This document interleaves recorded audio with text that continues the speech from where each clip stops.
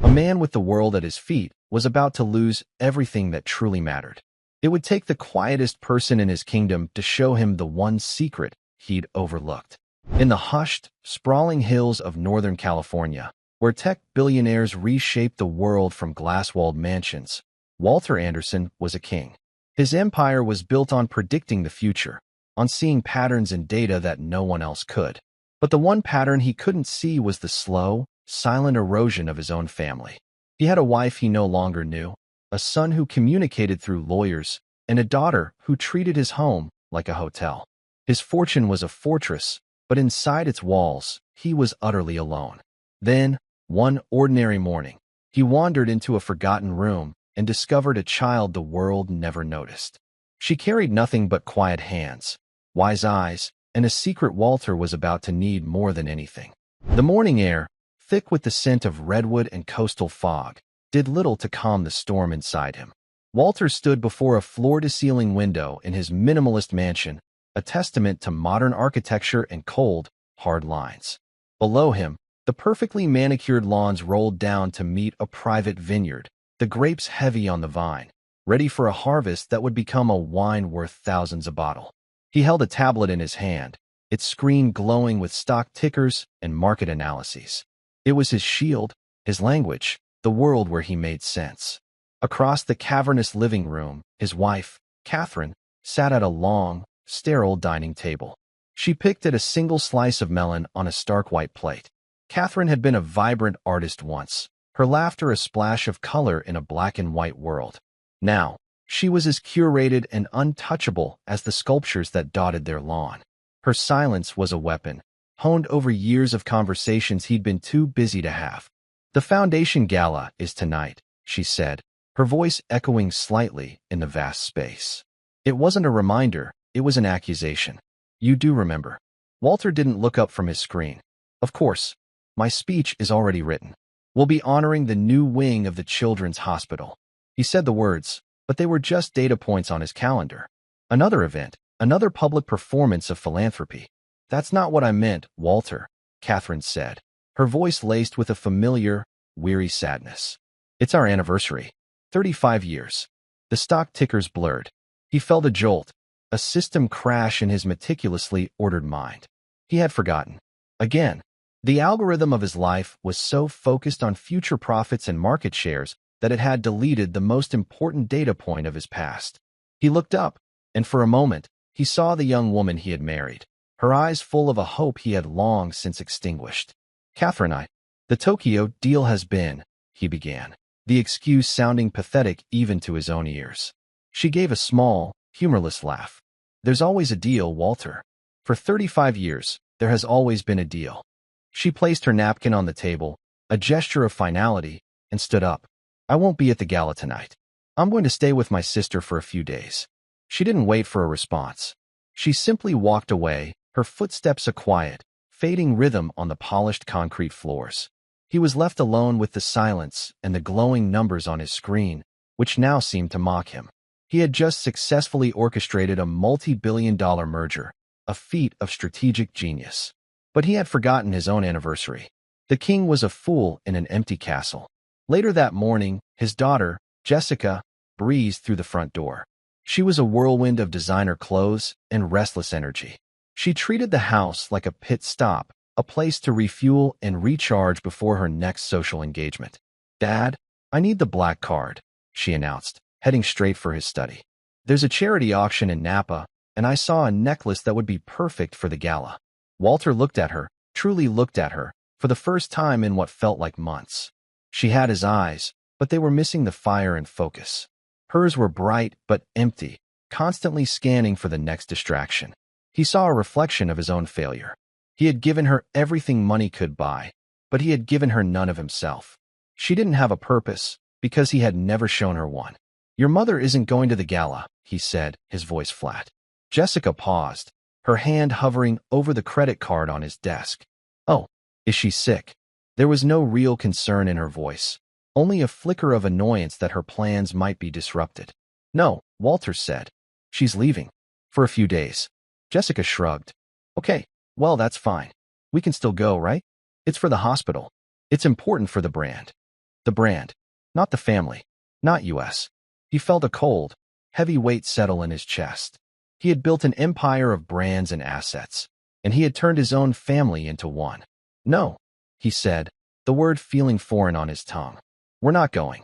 Jessica stared at him, her mouth slightly agape. He had never said no to her. Not really.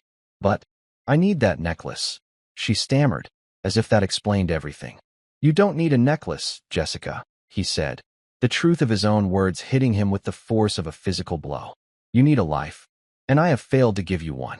He walked out of the study, leaving her standing there, bewildered and angry. He wandered aimlessly through the cavernous house, each room a museum of his wealth and his loneliness. The art on the walls was priceless, but it gave him no comfort. The views from the windows were breathtaking, but they offered no peace. He was a ghost in his own life, haunting the hallways of a beautiful tomb. He ended up in the conservatory, a massive glass atrium filled with exotic plants. It was the one room Catherine had designed for herself, a small pocket of wild, untamed beauty in their sterile world. He ran a hand over the leaf of a rare orchid. It was a complex, delicate thing, a living system that required precise conditions to thrive. He understood systems. He could predict the stock market. Why couldn't he understand the system of his own family? It was then that he heard it. A soft, methodical sound. A quiet clicking. In the corner of the conservatory, partially hidden by a giant fern, was a small girl. She was sitting on the floor, her back to him. She had a cascade of blonde hair, tied back with a simple ribbon. Before her, on a protective cloth, were the scattered, intricate parts of a vintage clock. It was an old, magnificent piece from his collection, a masterpiece of Swiss engineering that had stopped working years ago. He had hired 3 different specialists to fix it. All had failed, declaring it a lost cause. The girl couldn't have been more than 10 years old. He recognized her as the daughter of his maid, Laura. Laura was a quiet, almost invisible presence in the house, a woman who did her work with a quiet dignity and then disappeared. Her daughter, Emily, was even more so. He'd seen her from a distance, a small shadow doing her homework in a quiet corner while her mother worked.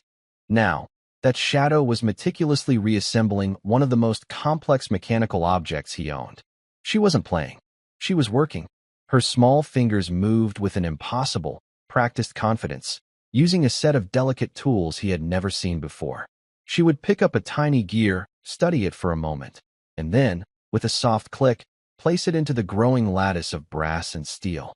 He watched, mesmerized, for a full 10 minutes. He, the master of complex systems, was watching a child solve a puzzle that had stumped experts. She wasn't forcing the pieces.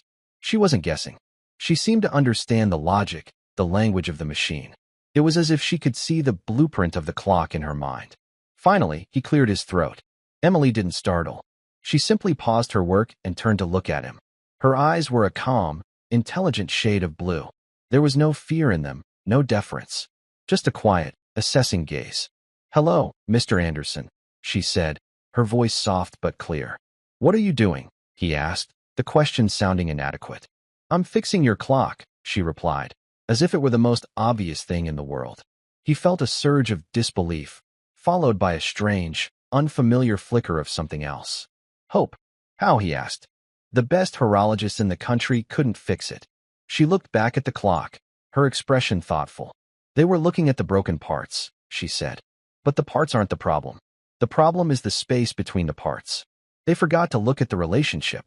She pointed with a small screwdriver to a minuscule gap between 2 cogs. "This one is fighting that one. They're supposed to work together. They've forgotten how." Walter stared from the girl to the clock, and the world seemed to tilt on its axis. He wasn't just looking at a broken machine anymore. He was looking at a mirror. He and Catherine. He and his children. They were all just broken parts, fighting each other, forgetting how to work together. "Who taught you to do this?" he whispered, his voice hoarse. A small smile touched her lips.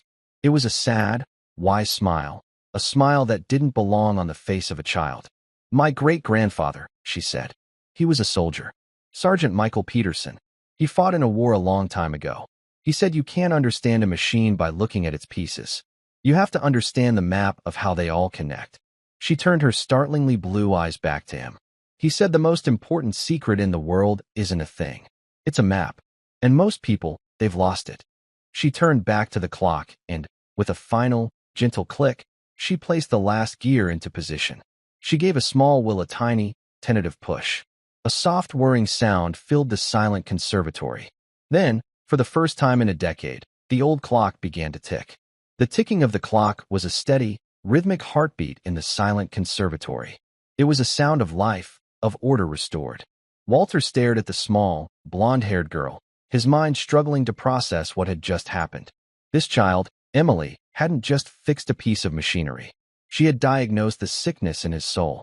The space between the parts, he repeated, the words feeling heavy and important. The relationship. Emily nodded, carefully wiping a smudge of oil from her finger with a small cloth. That's what he said. My great-grandfather. He said people are like that, too. They get so focused on themselves, they forget they're part of a bigger machine. A family, a town, a country. They start fighting the other parts, and then the whole thing just stops. She packed her tools away into a small, worn leather roll with the same quiet precision she'd used to assemble the clock. Each tool had its place. There was no wasted movement, no hesitation. Walter, a man who commanded boardrooms and moved markets with the force of his will, felt an overwhelming sense of inadequacy. He had built an empire, but he had lost the map. This 10-year-old girl was holding it in her hands.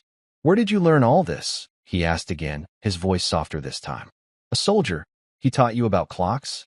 He taught me about systems, Emily corrected gently. He was a radio operator in the war. He had to fix broken radios with whatever he could find. He said you learn a lot about how things are supposed to work when you spend all your time with things that are broken. Before Walter could ask another question, a woman appeared at the conservatory door. It was Laura, Emily's mother. She was a thin, tired-looking woman who always seemed to be trying to make herself smaller to take up less space. She held a worn cardigan in her hands. Emily, it's time to go, sweetie. You shouldn't be in here, she said, her eyes darting nervously towards Walter. She was afraid. Afraid for her job. Afraid that her daughter had overstepped, had broken some unspoken rule of this palace of glass and stone. It's quite all right, Laura, Walter said, his voice surprising him with its gentleness. Emily was just fixing my clock. Laura's eyes widened as she heard the steady ticking. She looked from the clock to her daughter, a mixture of pride and fear on her face. Oh dear. Emily, I've told you not to touch things that aren't yours. But it was broken, Mom, Emily said simply, without a trace of defiance. It wanted to work again. I could hear it. Laura just shook her head, a gesture of a parent who has long given up trying to understand the unique wiring of her child's mind. Come on. We have to catch our bus. Walter watched as Emily took her mother's hand. The small, confident girl who had just lectured a billionaire on the nature of systems suddenly looked like a child again, small and vulnerable. He felt a sudden, sharp pang of something he couldn't name. It was a feeling of loss, of a missed opportunity. Wait, he called out. They both stopped and turned. He fumbled for what to say. He wanted to ask her more. He wanted her to explain the map, but the words wouldn't come. Instead, he found himself saying, Laura, from now on, please have my driver take you and Emily home. Laura stared at him, speechless. In 5 years of working for him, he had never said more than a handful of words to her. She simply nodded, unable to form a reply, and led her daughter away. Walter was alone again with the ticking clock. The sound was no longer just a rhythm, it was a countdown. Each tick was a second of his life, a second of his family's life, that he was wasting. He walked over to the clock, a magnificent piece of brass and mahogany, and placed his hand on its side. It felt warm, alive. For the first time in years, something in his house felt alive. He walked out of the conservatory and back into the cold, sterile expanse of his home.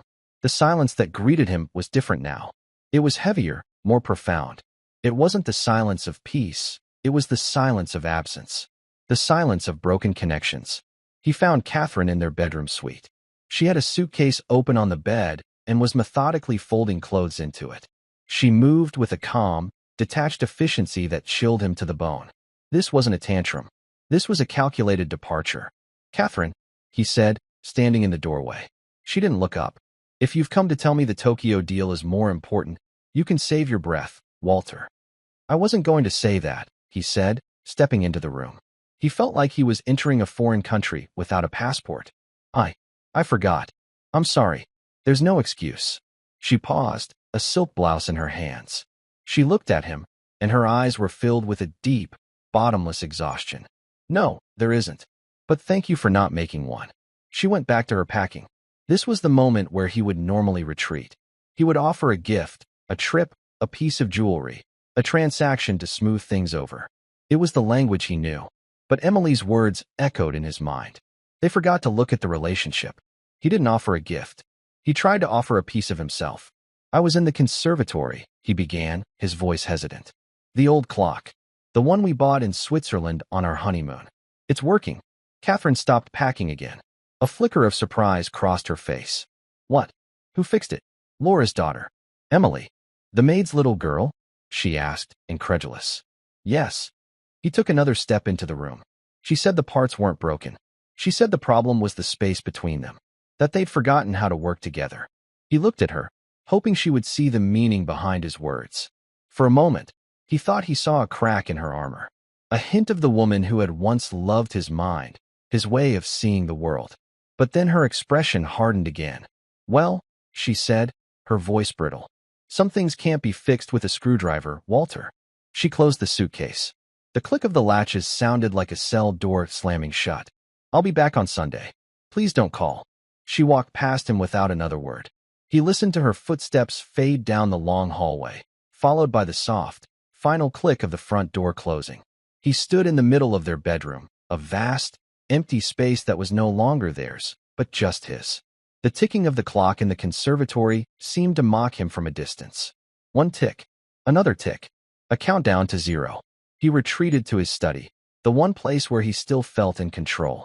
The numbers on his screens were a comfort, a world of predictable logic. But even they seemed different now. He saw not just individual companies, but a web of relationships. Suppliers, customers, competitors, an ecosystem, a machine. And he realized, with a dawning horror, that he had been so focused on the individual parts that he had missed the health of the system as a whole. An email popped up on his screen. It was from his son's lawyer. Michael, his only son, was a brilliant but volatile young man who had left the family company a year ago to start his own rival firm. They hadn't spoken since. Now, Michael was aggressively trying to poach one of Walter's key clients. The email was a formal, sterile declaration of war. His first instinct was to call his own legal team, to crush the rebellion, to win, as he always did. It was the only move he knew. But then he thought of a little girl with blonde hair and a sad, wise smile. They're supposed to work together. They've forgotten how. He picked up his phone. He scrolled past the number for his chief counsel. He found the number he hadn't dialed in over a year. He pressed the call button before he could change his mind. It rang 3 times. Then, a voice. Not his son's. A clipped, professional female voice. Michael Anderson's office. It's his father, Walter said, the words feeling strange. I need to speak with him. I'm sorry, Mr. Anderson is in a meeting. Can I take a message? Tell him. Walter started, then stopped. What could he say in a message? He closed his eyes. No message. He hung up the phone. He had tried to bridge the space, but the gap was too wide. He leaned back in his chair, the weight of his kingdom pressing down on him. He had all the money, all the power in the world. But he was bankrupt in every way that mattered. His wife was gone. His daughter was a stranger. And his son wouldn't even take his call. The king was alone in his castle.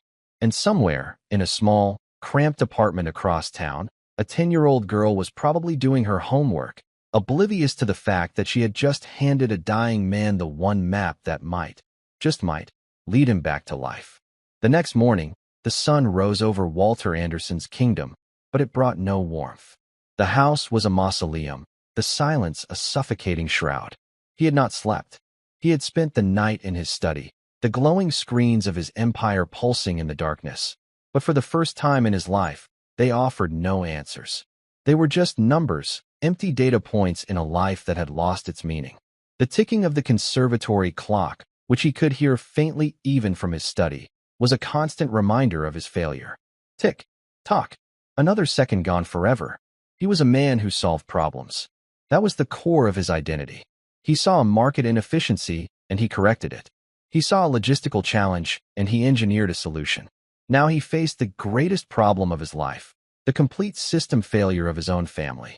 And his usual tools, money, power, logical deduction, were useless.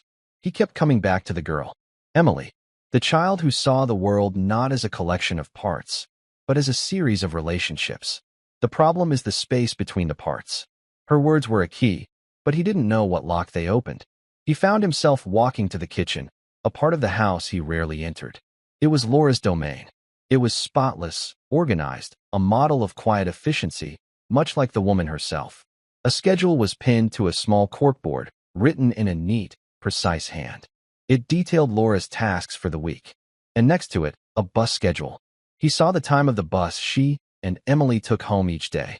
For 15 p.m. He looked at the clock on the wall. It was 9 a.m. He had a full day of meetings, of decisions that would affect thousands of people and millions of dollars.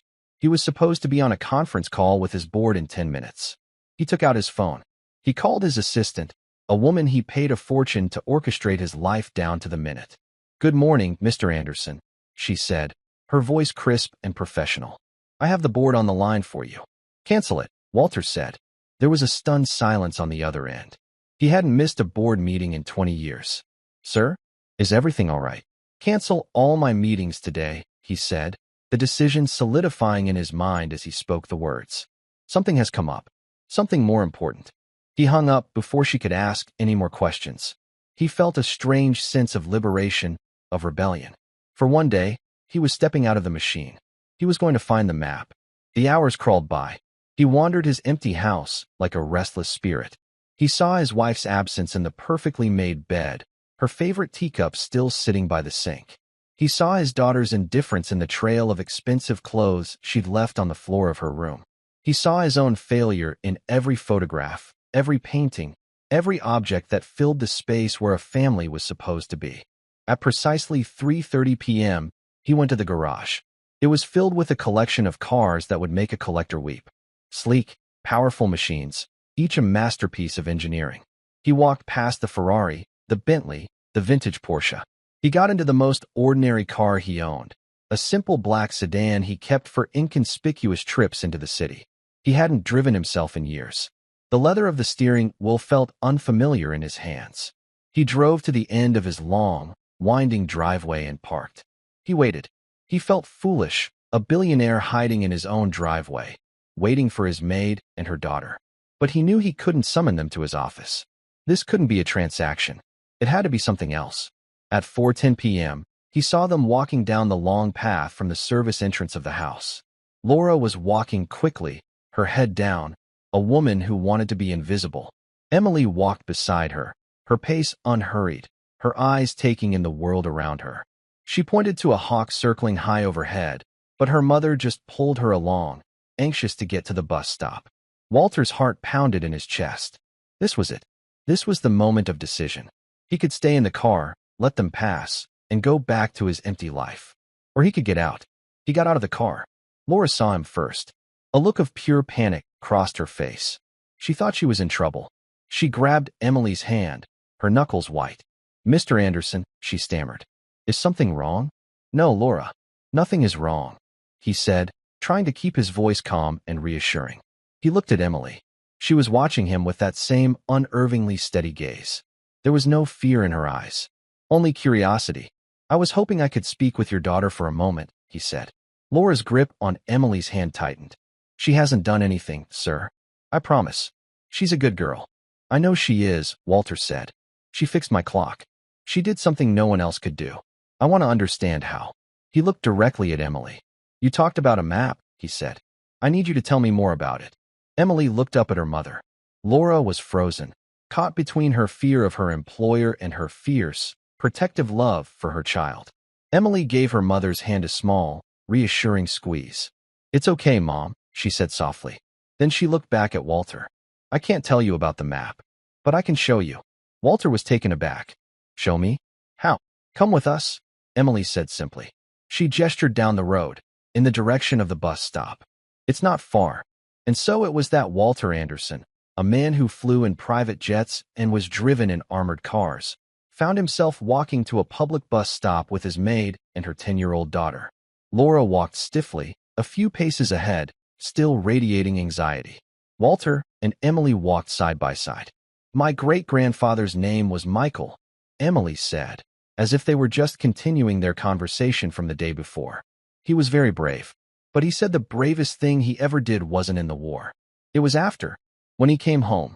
Why was that? Walter asked, genuinely curious. Because everything was broken, she said. The world was broken. The people were broken. He was broken, and everyone was trying to fix their own little piece, but they were making it worse. They were all fighting each other, just like the gears in your clock. They reached the bus stop, a simple wooden bench under an old oak tree. A handful of other people were there. Landscapers, housekeepers, construction workers. The people who kept his world running, the people he never saw. They all recognized him. They stared, their eyes wide with disbelief. Walter Anderson, waiting for the bus. He felt a flush of embarrassment.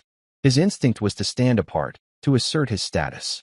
But he looked at Emily, who sat on the bench as if it were a throne, perfectly at ease. He sat down next to her. So what did he do? Walter asked, keeping his voice low. Your great-grandfather. He started building maps, Emily said. He got a job at the post office, delivering mail. It wasn't an important job, but he said it was the most important job in the world, because he got to see how everything was connected. He saw which houses got happy letters and which ones got sad letters. He saw who was friends with whom. He saw who was lonely. He delivered the mail, but he was really delivering the connections. He was reminding people that they were part of the same town. The bus arrived with a hiss of its air brakes. It was old and loud. Laura hurried Emily on, casting a nervous glance back at Walter. For a heart-stopping second, he thought they were just going to leave him there. But Emily paused on the first step of the bus and looked back at him. Are you coming? She asked. He looked at the bus, then back at his car, a small black speck at the end of his long driveway. It was his escape route, his way back to his world of power and control and profound, soul-crushing loneliness. He looked at the small girl with the impossibly wise eyes. She was offering him a different path, a different map. He got on the bus. He paid the fare with $100 bill, the smallest he had, telling the stunned driver to keep the change. He sat down in a worn vinyl seat next to Emily. Laura sat across the aisle, looking as if she wanted the ground to swallow her whole. The bus lurched forward, and Walter Anderson's world began to change. He was no longer a king in a castle. He was just a man on a bus, a broken part in a broken machine, hoping a 10-year-old girl could show him the way back home. The inside of the bus was a world Walter Anderson had only ever viewed from the tinted windows of his chauffeured cars. It was a cross-section of humanity, a rolling ecosystem of people whose lives were as foreign to him as a distant planet. A construction worker sat with his dusty boots in the aisle, his face etched with a weariness that went bone deep. Two women, dressed in the uniforms of a local hotel, chatted in rapid-fire Spanish, their laughter a bright, musical sound. A young man with headphones on stared out the window, a textbook open on his lap. These were the invisible cogs in the great machine of his world. They cleaned the offices he owned, built the towers he financed, served the food in the restaurants he frequented. He was a king, but his kingdom was built on the backs of these people, and he didn't even know their names. He felt a profound, unsettling sense of shame. He looked at Emily. She was perfectly at home. She smiled at the two women, who smiled back, one of them asking about her mother in Spanish. Laura, still tense, offered a short, polite reply. Emily seemed to know everyone. She waved to the construction worker, who gave her a tired but genuine smile. That's Mr. Rodriguez, she whispered to Walter. He's building the new library downtown. He told me it's going to have a special section just for old books, the ones with the best smells. Walter just nodded, speechless. This 10-year-old girl had a deeper, more meaningful connection to the man building one of his philanthropic projects than he did. He just signed the checks. She knew the man's dreams. The bus journey was only 15 minutes long, but for Walter, it was a journey across a chasm. They passed through the manicured, tree-lined streets of his own neighborhood, a world of high walls and security gates, and into a different part of the city. Here, the houses were smaller, closer together. The lawns were not perfectly manicured, but they were dotted with children's toys and brightly colored flowers. People sat on their front porches. Neighbors called out to each other across the street. There were no walls. They got off the bus in a neighborhood that Walter's financial advisors would have described as economically disadvantaged. It was a place his companies avoided, a dead zone on his investment maps. But to Emily, it was simply home. "This is where the map lives," she said, her voice filled with a quiet pride. She led him down the block, not towards an apartment building as he expected, but towards a small, unassuming house with a peeling but cheerful yellow door. A wind chime made of old silverware tinkled in the breeze. In the small front yard, a vegetable garden grew in neat, tidy rows. "This is my great-grandfather's house," Emily explained. "We live in the apartment upstairs." He left the house to the neighborhood. Walter looked at her, confused. To the neighborhood? Before she could explain, the yellow door opened, and a man came out. He was old, with a kind, weathered face and hands that were thick and calloused. He wore a simple work shirt and jeans. He broke into a wide smile when he saw Emily. "There's my master mechanic," he boomed, his voice warm and resonant. He knelt down and gave her a hug. "Did you get that old Swiss monster working again?" "It wasn't a monster, Mr. Henderson," Emily said, laughing. "It was just lonely." The man, Mr. Henderson, looked up and saw Walter. His smile faltered, replaced by a look of confusion and suspicion. He recognized Walter immediately. Who wouldn't? His face was on the cover of magazines. "Mr. Anderson," he said, his voice now cautious. He stood up, placing himself slightly in front of Emily, a protective gesture. "What are you doing here?" "He's with me," Emily said, stepping out from behind him. "I'm showing him the map." Mr. Henderson looked from Emily to Walter and back again. The suspicion in his eyes softened, replaced by a look of understanding. He nodded slowly. The map. "Well, come on in, then. You're just in time. The system's down." Walter followed them into the house. The inside was not what he expected. The front room was not a living room, but a workshop. The walls were lined with shelves, and the shelves were not filled with books, but with broken things. A toaster with its wires exposed. A vacuum cleaner with its guts laid bare. A child's bicycle with a tangled chain. A vintage radio, its wooden case cracked. In the center of the room was a large workbench, cluttered with tools and spare parts. This was the map. It was a repair shop. "This was Michael's place," Mr. Henderson explained, seeing the look on Walter's face. "Your great-grandfather," he said to Emily. "After he retired from the post office, he started this. People in the neighborhood, they don't have money to buy new things when something breaks. So they bring it here. Michael taught himself how to fix anything. And he taught us." He gestured around the room. "I'm a retired plumber. Mary, she comes in on Tuesdays, used to be a seamstress. Young David, he's a wizard with computers. We all come here. We fix things. For free." Walter was floored. He, who lived in a world where everything was disposable, where the slightest flaw meant an object was discarded and replaced, was standing in a room dedicated to the art of repair. It was a foreign concept. "The system's down," Mr. Henderson said, pointing to an old, industrial-looking coffee machine on the workbench. "The heating element is shot. And in this neighborhood, a morning without coffee is a full-blown crisis." He looked at Emily. "What do you think, Chief? Can we save her?" Emily's face lit up. She was in her element. She dragged a small stool over to the workbench, climbed up, and peered into the machine's inner workings. Walter watched, fascinated, as she and the old plumber began to work. They spoke a language he didn't understand, a language of circuits and heating coils and electrical resistance. But as he watched, he started to see it. He saw the map. The coffee machine wasn't just a machine. It belonged to Mrs. Gable down the street, an elderly widow who lived alone. Mr. Henderson mentioned that she brought a pot of coffee to the bus stop every morning for the early construction crews. The machine was a part of a system of kindness, of connection. By fixing the machine, they weren't just fixing a broken object. They were repairing the fabric of their community. He looked around the room at the other broken things. The toaster belonged to a single father with 3 kids. The bicycle belonged to a little boy who used it to deliver newspapers. The radio belonged to an old man who listened to baseball games every night. Each object was a story. Each repair was an act of love. He thought of his own house, filled with perfect, priceless, and utterly meaningless things. He had a collection of vintage clocks, but he had no time. He had a fleet of cars, but he had nowhere to go. He had a state-of-the-art kitchen, but no one to share a meal with. His phone buzzed in his pocket. He pulled it out. It was a series of notifications. A stock he owned had soared. A deal he'd orchestrated had closed. His net worth had just increased by another $50 million. The numbers glowed on the screen, but they felt like ashes in his hand.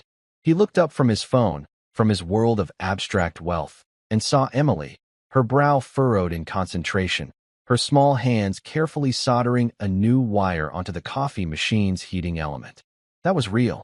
That was value. A 10-year-old girl and a retired plumber, working together to make sure an old woman could still share a cup of coffee with her neighbors. An hour passed. Walter didn't say a word. He just watched. He was a student in a classroom he never knew existed. He learned that the little boy's bicycle chain had been tangled because he'd crashed while trying to avoid a dog that belonged to the single father who owned a broken toaster. He learned that the radio was a gift to the old man from his late wife, and that listening to the ball games was his way of keeping her memory alive. He saw the threads, the invisible lines that connected everyone in this small, vibrant world. The space between the parts. Finally, Emily stepped back from the workbench. "Okay," she said. "Try it now." Mr. Henderson plugged the coffee machine in. He flipped a switch.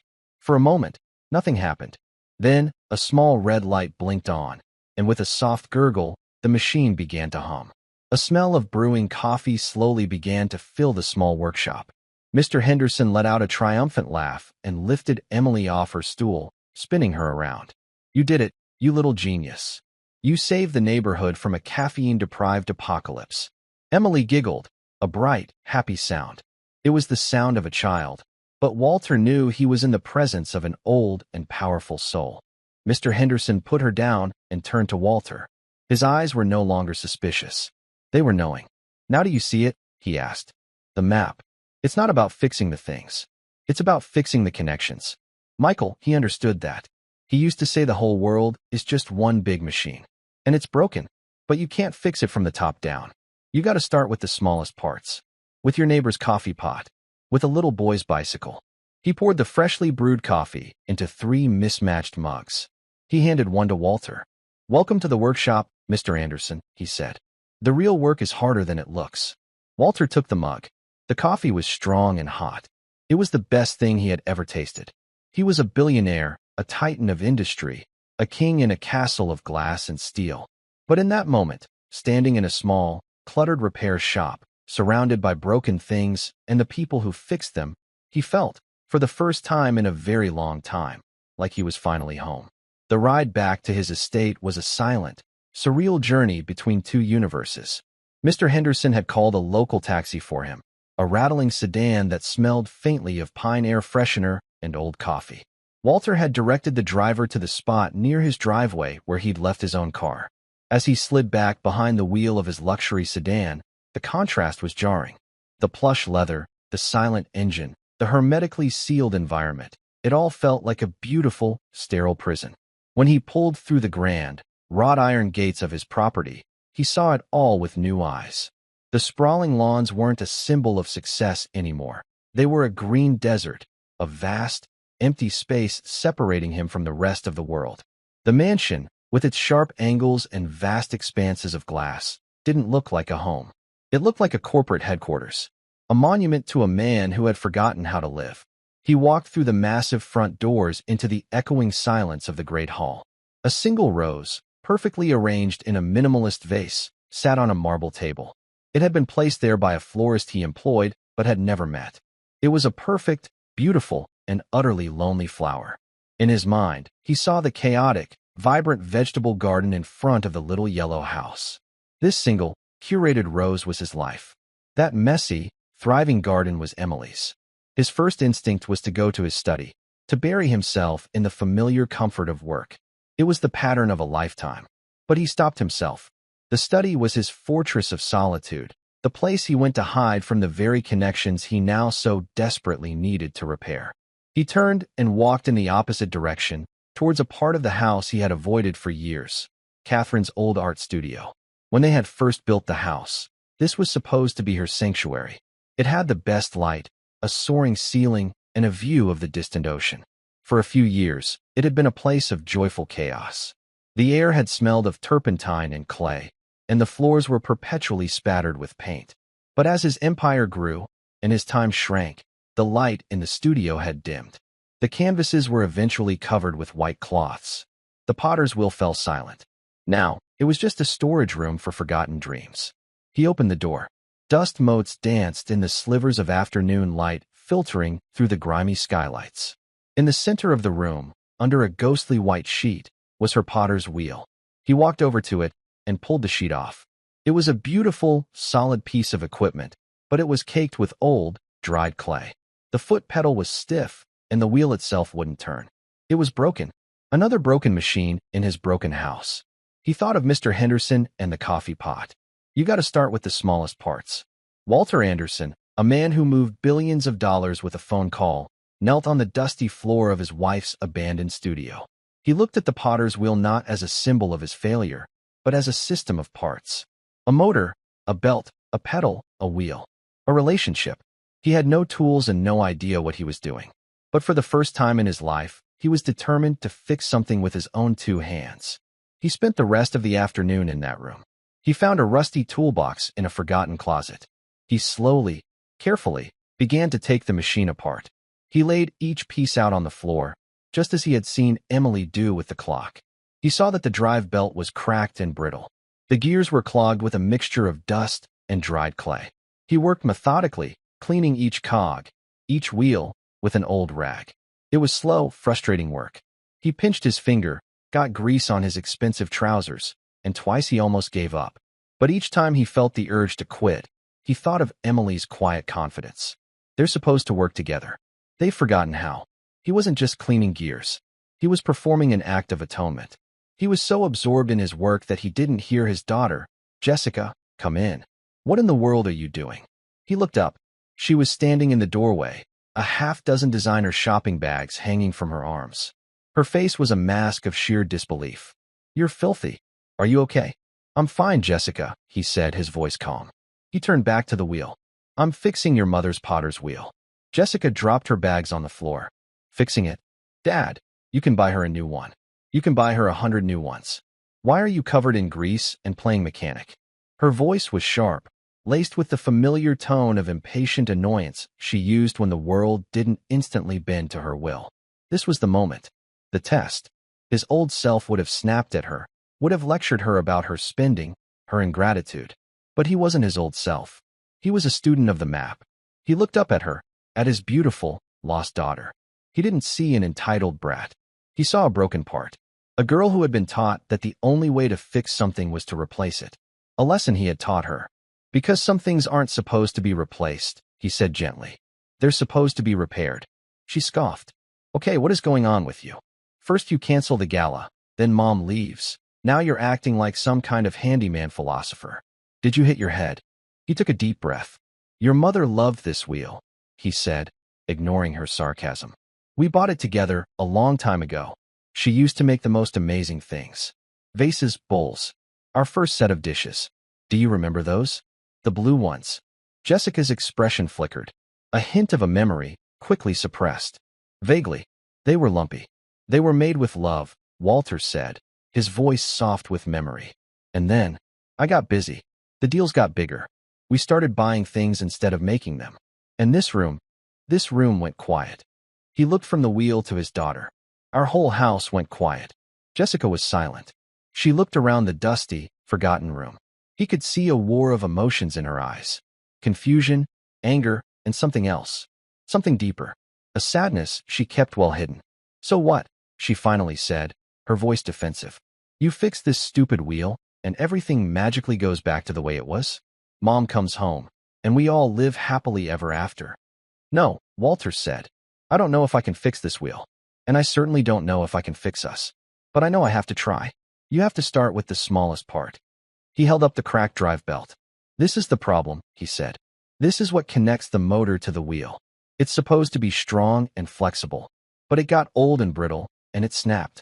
Without it, the motor just spins, and the wheel does nothing. All the power in the world, and it can't create a thing. He looked directly into her eyes. Sound familiar? Jessica stared at the broken belt in his hand. She understood the metaphor. She was smarter than he gave her credit for. He saw her jaw tighten, her defenses rising. That's ridiculous, she said, but her voice lacked its earlier conviction. Is it? He asked. He didn't push. He just let the question hang in the air. He turned back to the wheel. I need a new belt. I think I know a place where I might be able to find one. He stood up, his knees cracking in protest. He walked past her, pausing at the door. Jessica, he said, his back still to her. The things you bought today. The bags in your hand. Will any of them matter in a year? In 5 years? She didn't answer. Will they ever make you happy? He asked, his voice full of a sadness that was not an accusation, but a shared sorrow. He walked out, leaving her alone in the dusty studio. She stood there for a long time, surrounded by her shiny new purchases and the ghost of a life she had never known. She looked at the expensive, empty bags, and then at the broken, forgotten potter's wheel. And for the first time in a very long time, Jessica Anderson didn't know which one was worth more. Walter drove the sedan back into the city, leaving his world of manicured perfection behind once more. He didn't use the car's sophisticated navigation system. He drove from memory, following the route the bus had taken, a new map being drawn in his mind. When he pulled up in front of the little yellow house, Mr. Henderson was sitting on the front porch, sipping a cup of coffee and watching the world go by. He saw Walter's car, and a slow smile spread across his face. He didn't seem surprised. Broke something else already? He called out as Walter got out of the car. You could say that, Walter replied, walking up the path. He held up the cracked, brittle drive belt. I need one of these.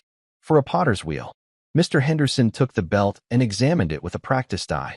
Haven't seen one of these in a while. Old model. They don't make them like this anymore. He looked up at Walter. Good machine. Worth fixing. I know, Walter said. Might have something in the back that'll fit, Mr. Henderson said, getting to his feet. Come on. The archives are this way. He led Walter through the workshop and into a cluttered back room that was a chaotic library of forgotten technology. Shelves overflowed with motors, wires, gears, and belts of every conceivable size. It was a testament to a time when things were built to last, to be repaired, not replaced. As Mr. Henderson rummaged through a box of old rubber belts, Emily appeared in the doorway. She wasn't holding a set of tools this time. She was holding a schoolbook. She looked at Walter, then at the broken belt in his hand. A knowing smile touched her lips. The wheel in the dusty room? She asked. Walter nodded, a lump forming in his throat. The very one. It's a good machine, she said, echoing Mr. Henderson's words. It just needs to feel useful again. My great-grandfather said that's true of machines and people. Nothing breaks a spirit faster than feeling like you don't have a purpose anymore. Her words struck him with the force of a physical blow. He thought of his wife, her art supplies gathering dust. He thought of his son, fighting him for a piece of the corporate world because he'd never been offered a meaningful role within it. He thought of his daughter, filling the void of her purpose with expensive things. And he thought of himself, a man with a vast empire and no real purpose at all, other than to make the numbers go up. Here we go, Mr. Henderson announced, pulling a black rubber belt from the box. This should do it. Strong, flexible, good as new. He handed it to Walter. No charge. Just the price of a good cup of coffee next time you're in the neighborhood. Walter held the new belt in his hand. It was a simple, solid object. It wasn't worth more than a few dollars. But in that moment, it felt more valuable than anything he owned. It was the part he needed to start the repairs. He thanked them both and drove home, the simple rubber belt sitting on the passenger seat like a precious jewel. When he returned to the studio, he found Jessica sitting on the floor, her shopping bags discarded in a corner. She was wiping the dust off an old, lumpy blue bowl with the hem of her designer shirt. It was one of the first things Catherine had ever made on the wheel. She looked up as he entered. Her eyes were red-rimmed, her usual mask of indifference gone. I remember this, she said, her voice quiet. We used to eat cereal out of these. Before everything. Walter's heart ached. He knelt on the floor beside her, the grease and dust no longer matching. He put the new belt on the floor between them. I think I can fix it now, he said. They didn't speak for the next hour. They worked together. He showed her how to fit the belt, how to tighten the screws. She cleaned the old clay from the crevices he couldn't reach. For the first time since she was a little girl, they were not a CEO and an heir, not a bank account and a supplicant. They were just a father and a daughter, working together to fix something that was broken. When they were done, he plugged it in. He pressed the foot pedal. There was a low hum, and then, smoothly and silently, the wheel began to turn. Jessica let out a small, involuntary gasp. She reached out and placed her hand on the spinning wheel, a look of wonder on her face. That was the scene Catherine walked in on. She stood in the doorway, her suitcase in her hand, her face a mixture of shock and utter confusion. She saw her husband and her daughter, both covered in grime, kneeling on the floor of her long-abandoned studio, their hands resting on her resurrected potter's wheel, which spun between them like a newfound star. "Walter," she whispered, as if seeing a ghost. He stood up slowly. "Welcome home, Catherine," he said. His voice was steady, but his heart was pounding. We fixed your wheel." She looked from him to Jessica, and then to the spinning wheel. Her hard, polished armor began to crack. She saw the new drive belt. She saw the clean gears. She saw the effort, the care. It was more than he had given her in 20 years. "Why?" she asked, her voice trembling. He took a step towards her. "Because I was wrong," he said, the admission costing him nothing and giving him everything. "I've been so busy collecting things, I forgot how to build them. I've been so focused on the bottom line, I forgot about the lines that connect us. I lost the map, Catherine, and I am so sorry." He stopped, giving her the space. This couldn't be a hostile takeover. It had to be a merger. Jessica stood up and held out the lumpy blue bowl. "Mom," she said, her voice thick with unshed tears. "I remember this." Catherine looked at the bowl, then at her daughter's face, and the dam finally broke. A single tear traced a path down her cheek. She walked into the room, set down her suitcase, and took the bowl from Jessica's hands. She held it as if it were the most precious thing in the world. The next day, Walter Anderson did something he hadn't done in a decade. He drove to his son's office. He didn't call first. He didn't have his assistant make an appointment. He just showed up. He found Michael in the middle of a heated meeting, planning his next attack on his father's company. When Michael saw him standing in the doorway of the conference room, he was stunned into silence. "We need to talk," Walter said, his voice calm and firm. He didn't yell. He didn't threaten. He took his son to a small, neutral coffee shop. He didn't talk about business. He talked about the potter's wheel. He talked about a little girl named Emily. He talked about a broken clock and the space between the parts. And for the first time, his son listened. He didn't see a rival. He saw a father, a lost, broken man trying to find his way home. It wasn't a magic fix. The damage of years could not be undone in a day, but it was a start, a repair, the beginning of a new map. That evening, Walter stood at the great window of his mansion, looking out at his kingdom. But he wasn't looking at the vineyard or the rolling hills. He was looking at the distant lights of the city. He knew that in one of those small, warm lights, a little girl was probably doing her homework. A girl who had fixed his clock, and in doing so, had shown him how to fix his life. He heard a soft sound behind him. The gentle, rhythmic whir of the potter's wheel. He turned. Catherine was in the studio, the lights on, her hands covered in wet, fresh clay. Jessica was sitting on a stool beside her, watching, a small, genuine smile on her face. The house was no longer silent. It was filled with the sound of creation. The king was no longer alone in his castle. He was just a part of a machine, a beautiful, complicated, and finally, working machine. The secret the maid's daughter had shown him wasn't a secret at all. It was the simple, profound, and often forgotten truth that nothing is ever truly broken beyond repair. You just have to be willing to get your hands dirty.